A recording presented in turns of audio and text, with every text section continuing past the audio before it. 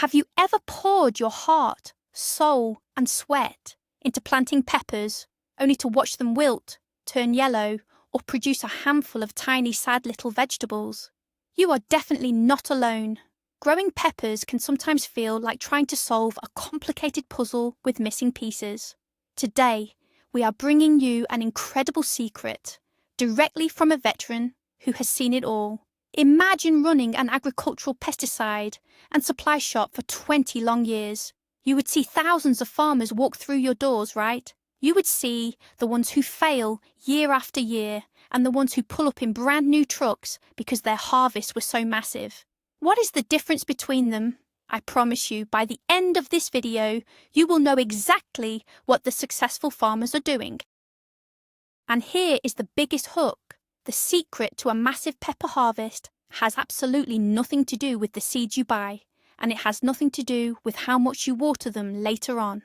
The absolute truth, which contradicts everything beginners think, is that the battle is won or lost before the plant even touches the ground.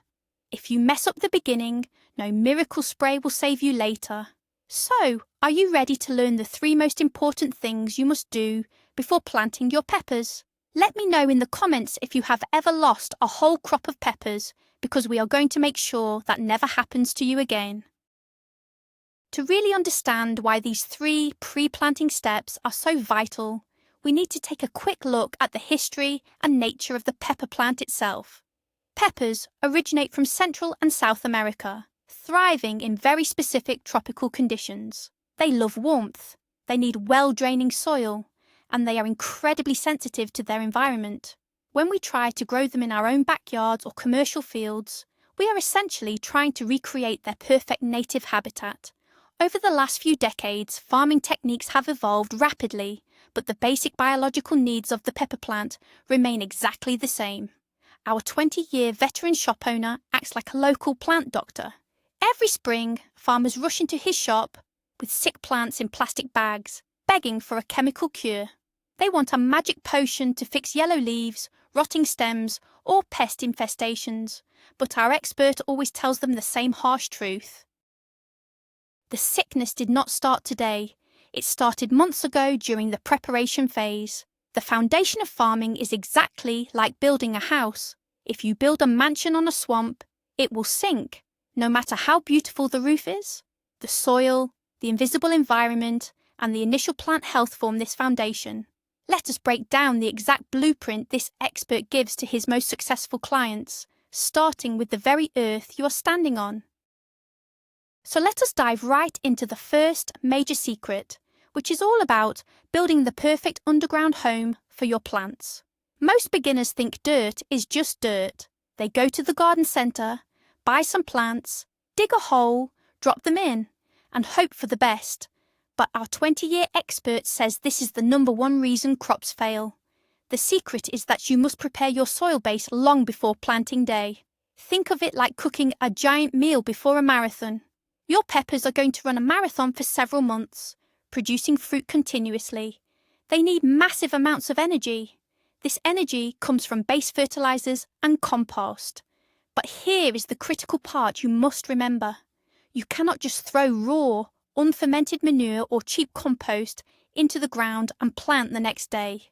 Unfermented compost is still breaking down, and as it breaks down in the soil, it creates immense heat and releases toxic gases. If your tender young pepper roots are sitting in that soil, they will literally be burned alive. You will see the leaves turn yellow and drop off, and you might think it is a disease, but it is actually gas damage. You must apply your high-quality, fully composted fertilizer at least 2 to 3 weeks before you even think about planting.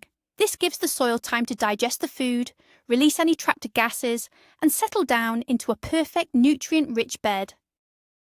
Now, right alongside that compost, we need to talk about a hidden killer that ruins pepper plants, and that is the acidity of your soil. This is a brilliant insight from our veteran shop owner. Peppers are incredibly picky about the pH level of their home. They absolutely despise highly acidic soil. If your soil is too sour, the plant essentially goes on a hunger strike. Even if you have put a ton of expensive fertilizer into the ground, The pepper roots will completely ignore it because the acidic environment locks up the nutrients. It is like putting a lock on the refrigerator door. The food is there, but the plant cannot eat it. To fix this, you must apply agricultural lime to sweeten the soil. But here is the trick, and a mistake many people make. You cannot apply lime and your compost at the exact same time. If you mix them together, they cause a chemical reaction that creates a strong ammonia gas, which completely destroys the valuable nitrogen in your fertilizer. All your hard work literally vanishes into thin air. The professional method is to apply your lime first, till it deeply into the soil, and let it rest for at least 1 week. Then, and only then, do you come back and add your compost and base fertilizers. This staggered approach is a secret that guarantees a perfect soil chemistry. Let us move on to the physical structure of your soil, which brings us to the concept of deep tilling. Have you ever tried to run on a sandy beach versus running on a hard concrete sidewalk? Your pepper roots feel the exact same way when they try to grow. If your soil is hard, compacted and heavy, the roots will hit a wall. They will stay small and shallow, which means a weak plant that cannot support heavy fruits. Our expert insists that you must plough or till your garden bed deeply. We are talking at least 8 to 10 inches down. Deep tilling fluffs up the earth, turning it into a giant breathable sponge. This loose soil allows the delicate roots to plunge deep into the earth, anchoring the plant firmly against strong winds and allowing it to reach hidden moisture during hot, dry spells. Furthermore, this deep ploughing mixes your lime and fertilizers evenly throughout the soil profile, creating a deep pantry of food for the plant to access all season long. You want the soil to feel light and crumbly in your hands. If you squeeze a handful of soil and it forms a hard, sticky brick that does not easily break apart, you need to keep working it. Your goal is to create a soft, luxurious mattress for those roots to sleep in. Once your soil is perfectly mixed and fluffy, you face the next critical task, creating your planting beds or ridges. This is not just for making your garden look neat and tidy. The height and shape of your beds are life or death, matters for peppers. Here is a massive myth we need to debunk right now. Many people think peppers love a lot of water because they grow fast. The truth is, peppers hate having wet feet. They are highly susceptible to a terrible disease called phytophthora blight, which thrives in soggy, waterlogged soil. Imagine standing in wet, cold socks for 3 days straight. Your feet would rot, and that is exactly what happens to pepper roots. Therefore, you must build raised ridges. Our pesticide expert recommends making the bed surprisingly high, at least 8 to 12 inches tall. This elevated position ensures that when heavy summer rains come pouring down, the excess water quickly drains away from the root zone and flows into the lower trenches. The roots stay moist but never submerged. Taking the time to build high, sturdy ridges before you plant is like buying the best flood insurance for your crop. It takes a little extra back-breaking work with a hoe or a tractor, but it will save your entire harvest when the monsoon season hits. There is one final, crucial step in soil preparation before we move to the next major topic, and it is a test of your patience. It is called the resting period. After you have applied your lime, waited a week, applied your compost and fertilizer, tilled it deeply, and built your beautiful high ridges, you must do absolutely nothing. You must wait. Our veteran expert says this is where eager beginners ruin everything. They do all the hard work and then immediately stick the plants in the dirt. But the soil is still volatile. The chemical reactions from the fertilizers are still happening. Think of it like baking a cake. When you pull a cake out of the oven, it looks ready. But if you try to frost it immediately, the frosting melts and makes a huge mess. You have to let it cool down and settle. The soil is the same way. You must let your newly formed beds rest for at least 10 to 14 days before planting. During this time, the fertilizer breaks down safely, the moisture evens out, and the beneficial bacteria start making the soil healthy. If it rains during this resting period, that is even better, as the water helps settle the earth and dissolve the nutrients. Do not skip this waiting period. Patience now equals a massive payout later. Now we arrive at the second major secret from our 20-year expert, and this one is all about invisible enemies. We are talking about pest and disease prevention before the plants are even in the ground. When most people think of pests, they look up at the leaves, they look for aphids, caterpillars or beetles, but the most dangerous killers are lurking completely out of sight, deep underground. We are specifically talking about soil-borne pests like nematodes, wireworms and cutworms. Nematodes are microscopic worms that attack the roots, causing ugly, swollen knots. They act like vampires, sucking the life out of the root system. You will not see them, but you will notice your plants looking stunted and tired, even if you water them perfectly. Cutworms are another nightmare. They hide in the dirt during the day, and at night, they come up and literally chop the stem of your young seedlings right at the soil line. You wake up and your beautiful plant is just lying flat on the ground, dead. To fight these invisible monsters, you cannot wait until you see the damage. You must launch a preemptive strike. The expert rule is to apply a granular soil insecticide and a nematicide to the dirt while you are preparing your beds. Mixing these into the soil creates a protective force field around your future plants. Just as important as killing the underground bugs is managing the invisible fungal diseases resting in your soil. This brings us to a crucial farming practice called crop rotation. If you planted peppers, tomatoes, eggplants or potatoes in the same spot last year, you are walking into a deadly trap. All of these plants belong to the nightshade family, and they all share the exact same diseases. If your peppers had a slight fungal issue last year, those fungal spores dropped into the soil and survived the freezing winter. They are just sitting there right now, hungry and waiting for you to plant another pepper plant in the exact same spot. Our shop owner sees this tragedy every single year. A farmer plants in the same field, and suddenly his entire crop is wiped out by blight within a week. The secret is that you must rotate your crops. You must plant your peppers in a spot where you grew corn, beans or leafy greens last year. By changing the plant family, you break the life cycle of the disease. The fungus wakes up, sees a plant it cannot eat, and starves to death. If you have a small garden and absolutely cannot rotate your planting spots, you must invest heavily in soil sterilization techniques or use specialized fungal treatments before planting. Never underestimate the memory of the soil. If you are forced to plant in the exact same location, or if you just want to be an absolute professional, there is a brilliant natural method to clean your soil before planting. This is a hidden gem of a trick called soil solarization. Our 20-year expert loves recommending this to organic farmers or those struggling with persistent disease. Here is how it works. After you have tilled your soil and added your compost, but before you plant, you soak the soil heavily with water. Then you cover the entire bed tightly with clear plastic sheeting. You bury the edges of the plastic with dirt so no air can escape. Then you simply let the hot spring sun beat down on that clear plastic for a few weeks. The clear plastic acts like a magnifying glass and a greenhouse combined. The temperatures in the top layers of the wet soil will rise dramatically, often reaching over 120 degrees Fahrenheit. This intense trapped heat acts like a massive sauna that literally cooks the bad fungal spores, weed seeds, and dangerous nematodes to death. It is an incredibly cheap and highly effective way to pasteurize your earth using nothing but the power of the sun.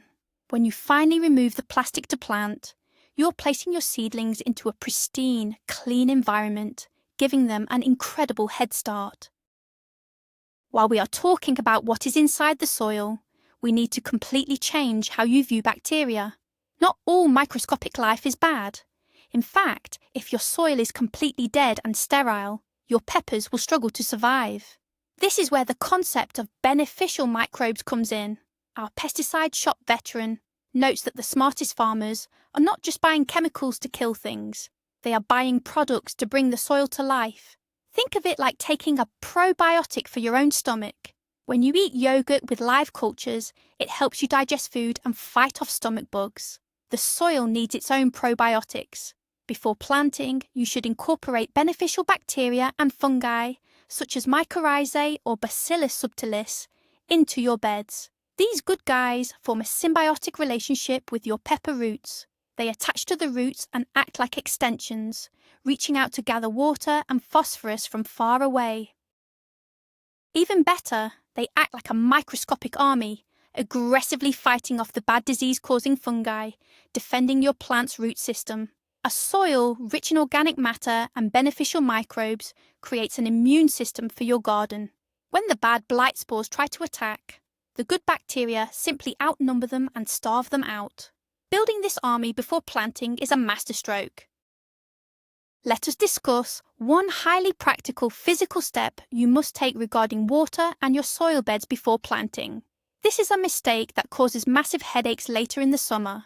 Once you have built your beautiful ridges, you are probably going to cover them with a plastic weed barrier, which we call mulch film. But here is the secret you must know. Before you lay down that plastic cover, the soil underneath must be thoroughly and deeply moistened. Do not ever lay plastic over dry, dusty dirt. Imagine trying to wash a bone-dry kitchen sponge. The water just rolls right off the top, and it takes forever for the sponge to finally soak it up. If you cover dry soil with plastic and then plant your peppers, it will be nearly impossible to get enough water deep down to the roots later on. The plastic will block the rain, and the dry soil will repel the water you try to pour in the planting holes. Our expert advises that you wait for a good, soaking rainstorm, or you heavily irrigate your bare beds yourself. You want the soil to be damp all the way down to the core. Then, while the moisture is still trapped inside, you pull your plastic film tight over the beds. You have just locked in a massive reservoir of water that will sustain your young seedlings through those crucial first weeks. We have covered the vital steps of preparing the soil and neutralizing the hidden enemies. Now we transition to the third and final crucial secret, everything related to the seedlings and the environment you put them into. You can have the most perfect, nutrient-rich, disease-free soil in the world, but if you mess up this final phase, all your previous hard work is completely wasted. Think of planting day as an adoption process. You are taking a fragile baby plant from a sheltered nursery and putting it out into a harsh, unforgiving world full of wind, scorching sun, and cold nights. The choices you make right now determine if that baby thrives or perishes. Our 20-year expert says that the days leading up to planting and the day of planting itself require strict attention to detail. We are going to look closely at how to pick a champion plant, how to toughen it up for survival, how to perfectly time the weather, and the exact physical mechanics of putting it into the earth. Let us start by looking at the plants themselves, because picking the wrong seedling is a mistake you can never undo. Choosing the right pepper seedling is an art form. When you walk into the nursery or the farm supply store, you will see hundreds of little green plants. To the untrained eye, they all look the same. But to a 20-year veteran, there are clear winners and obvious losers. Here is how you pick a champion. First, ignore the height. Beginners always reach for the tallest plant thinking it is the oldest and best. This is a huge trap. Tall, skinny plants are often weak. They have been grown too close together, fighting for light, and they have stretched out like spaghetti. The moment a strong wind blows, they will snap in half. Instead, you want to look for a seedling, built like a miniature bodybuilder. You want a short, incredibly thick stem. The leaves should be a deep, dark, vibrant green, not pale or yellowish. The space between the leaves, called the internode, should be very short and compact. A thick stem means the plant has massive plumbing inside to pump water and food up to the heavy peppers it will eventually grow. Always choose a stocky, tough-looking seedling over a tall, elegant, weak one. The stocky plant will explode with growth once it hits your well-prepared soil. You cannot just look at the top of the seedling. You must inspect what is hidden underneath. The roots are the engine of your pepper plant. Our expert always tells his customers to gently squeeze the little plastic pot and slide the plant out to check the roots before buying. This is the ultimate test of quality. What you want to see is a bright white network of roots circling the dirt. White roots are active, healthy, and aggressively seeking nutrients. If the roots look brown, mushy, or smell slightly rotten, put the plant down immediately and walk away. That plant is already dying from root rot. Also, watch out for plants that are severely root-bound. This means the roots have grown so much that they are tightly coiled around the bottom of the pot in a massive, thick knot. A root-bound plant has been sitting in that tiny pot way too long. It is stressed out, and when you plant it, it will have a very hard time uncoiling those roots to reach into your fresh soil. You want healthy, white roots that are just starting to reach the edges of the soil block. That is the sign of a vigorous plant ready to explode into its new home. Once you have bought your perfect champion seedlings, do not rush home and immediately shove them into the ground. This brings us to a professional secret called hardening off. Your seedlings have lived a very pampered life.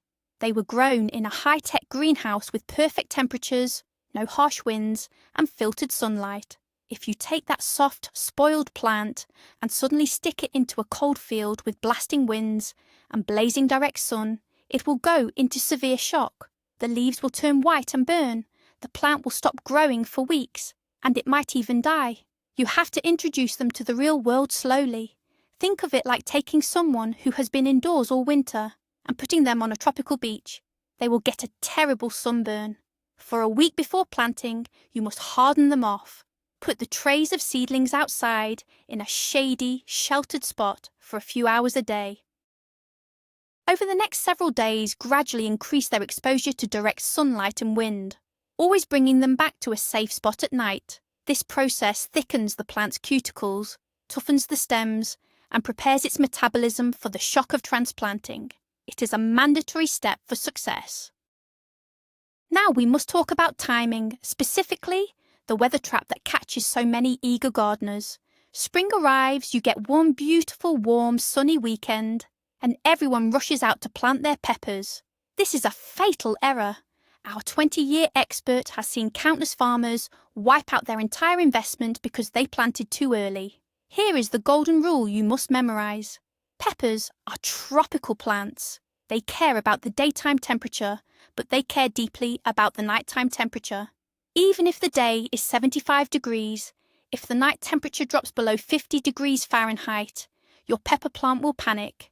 The cold soil paralyzes the roots, the plant stops growing, turns a sickly yellow colour, and becomes incredibly vulnerable to disease. Even worse, a late spring frost will kill the plant instantly. You must practice extreme patience. Look at your local weather forecast. Do not plant until you are absolutely certain that the danger of all frost has passed, and more importantly, that the nighttime temperatures are consistently staying above 55 degrees. Waiting an extra week or two to plant in warm soil will result in plants that grow twice as fast as the ones planted too early in cold dirt.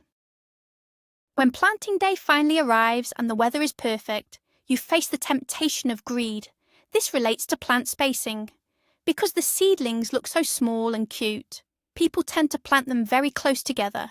They think, the more plants I squeeze into this row, the more peppers I will get.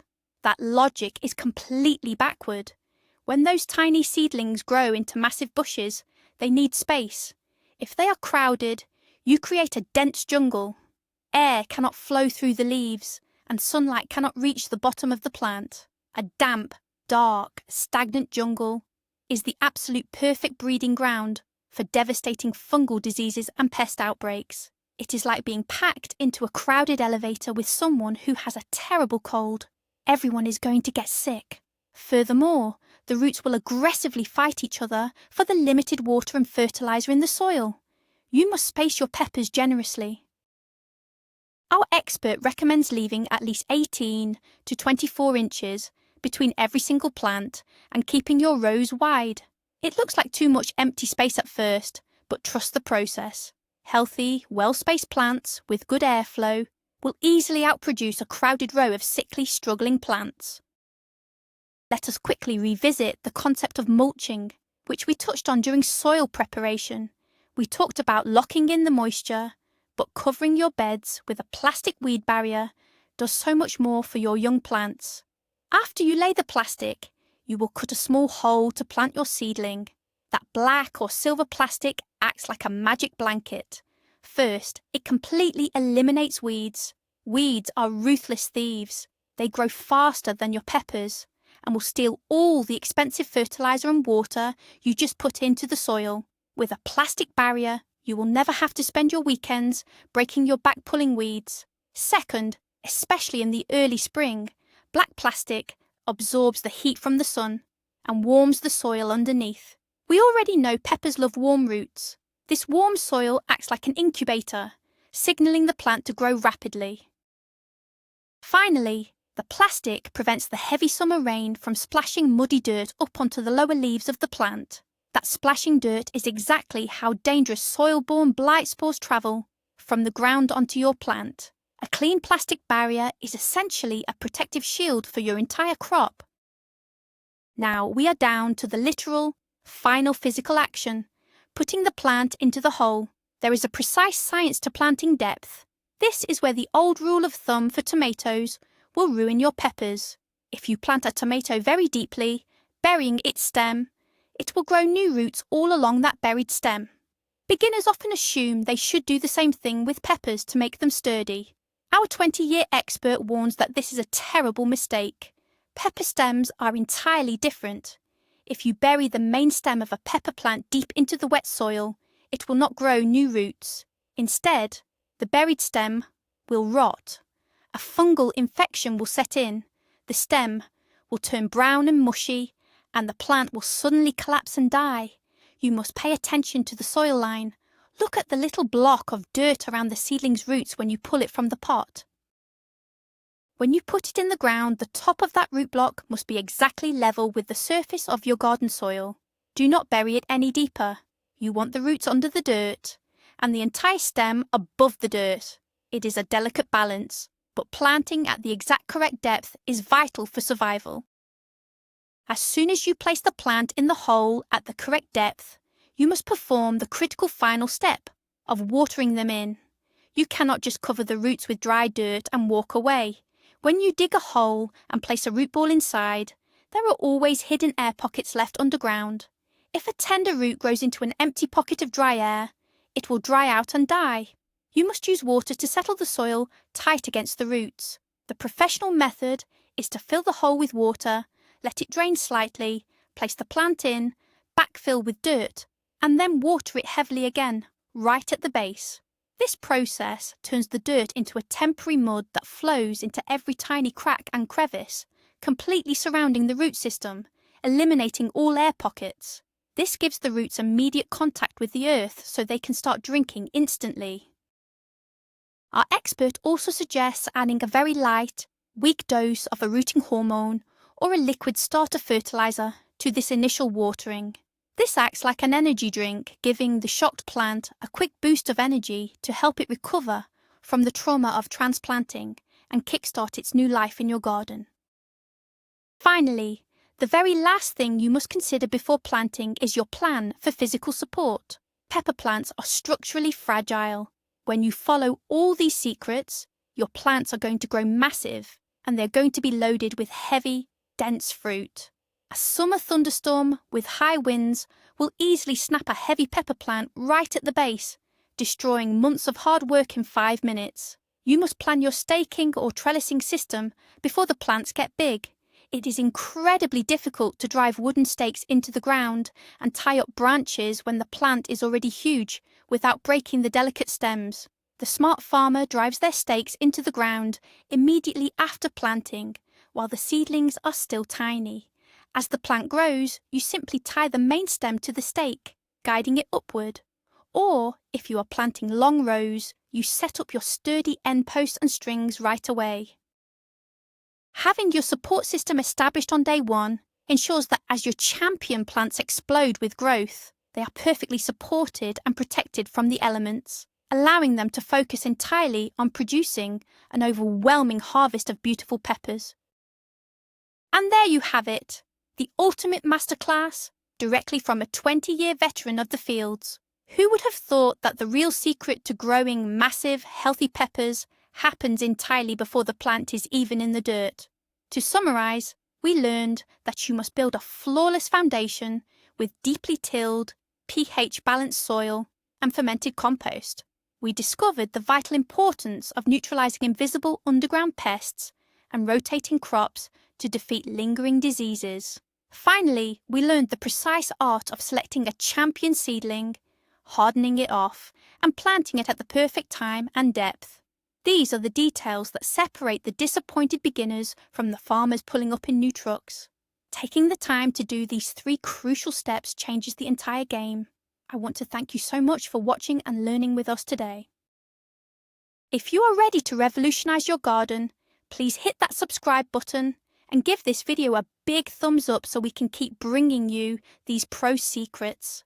Now, I have a question for you. Which of these 3 pre-planting steps have you been skipping in your own garden? Drop your answer in the comments below and let us get a great discussion going.